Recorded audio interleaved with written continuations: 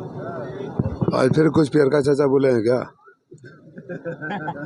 कल अरविंद राजभर अपने कार्यक्रम में एक बयान दिए जिसमें उन्होंने कहा है कि पूर्वांचल में 28 सीटों में सबसे योग्य अपने आप को बताया है। उस पर क्या कहना चाहिए? तो जिसको कोई योग्य नहीं बताता, खुद अपने आप को बताता है।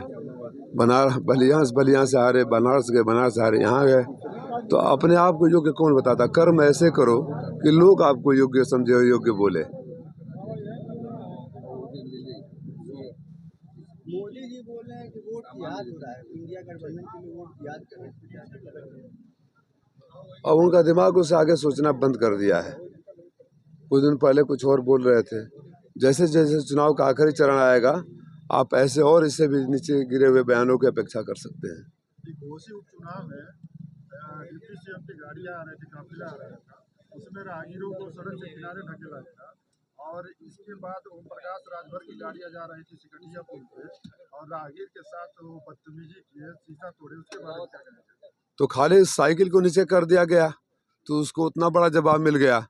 अब वो पद्मेश तिवारी का जो शीशा फोड़ा गया है, इनके अहंकार का जवाब इनकी बत्ती गुल करके यहाँ की जनता देगी। ये घोसी की क्रांतिकारी धरती है। ये 4 दिन के पावर वालों से, इनके अहंकार से नहीं डरती है। अगर उनको याद नहीं रहा, अच्छा कि आपने याद दिला दिया। आने वाले 1 जून को इसका जवाब जनता दे देगी।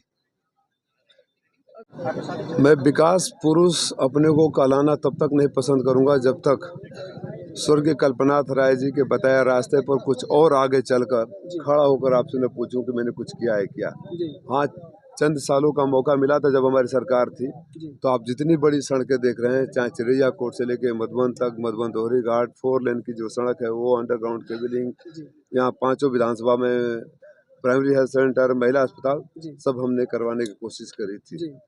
और विकास आगे क्या करेंगे, मैं तब से यही कह रहा हूँ जो आप सवाल मुझसे पूछ रहे हैं। पत्रकार साथियों से यही निवेदन करता हूँ कि जब मंत्री जी के पास या प्रत्याशी जी के पास जाएं तो ये मत पूछा करिए कि आप बैल हैं, कि आप गाय हैं, कि आप तोता हैं। बहस इस बात पर होना चाहिए कि आपने अब तक घोसी के लिए क्या किया है और जीत जाएंगे तो क्या करेंगे।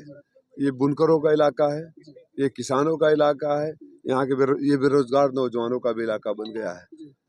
देश में 1 लाख किसान हर साल आत्महत्या कर रहे हैं, भुखमरी के कगार पर पहुंच गए। और हमारे बुनकर भाई भी उसी हालात पर चले गए, जैसे बिजली का फ्लैट रेट खत्म कर दिया गया, पासबुक सिस्टम कर दिया गया, जीएसटी लगा दिया गया, जरी का काम ऑलमोस्ट बंद हो चुका है ना।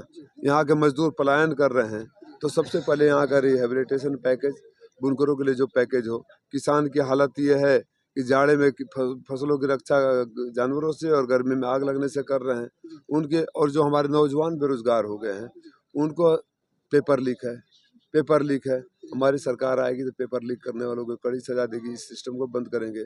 जिस तरह समाजवादी पार्टी की सरकार में नौकरी आ रही थी, नौकरी आएगी। इसके अलावा भी हमारे यहाँ, मैं दुनिया भर देखा हूँ, हमारे यहाँ का नौजवानों को नौकरी या रोजगार कैसे मिले उसकी पूरा फुल प्रूफ मेरे पास आइडिया है। उसको मैं इम्प्लीमेंट करूंगा और 1 साल के अंदर दिखाऊंगा कि विकास कैसे होता है और उस रास्ते पर कैसे चला जाता है।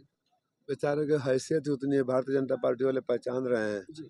और जिस तरह घोसी में किसी और को जिताने आए थे उपचुनाव में, वो हार गए तो 9 महीने तक टल गया। यकीन मानिए जब इनके प्रत्याशी की जमानत जब्त हो जाएगी तो 5 जून को ये पैदल हो जाएंगे। तो जो धमकी दे रहे हैं, कभी अल्पसंख्यक भाइयों को, कभी प्रधान को, कभी जिला पंचायत अध्यक्ष को, उन्हीं को सलाम करते फिरेंगे ये। माननीय मंत्री जी, संस्कार की धरती है, अहंकार बर्दाश्त नहीं करती है। ये अहंकार 4 दिन की चांदनी है, अंधेरी रात आपकी आने वाली है। धन्यवाद सर।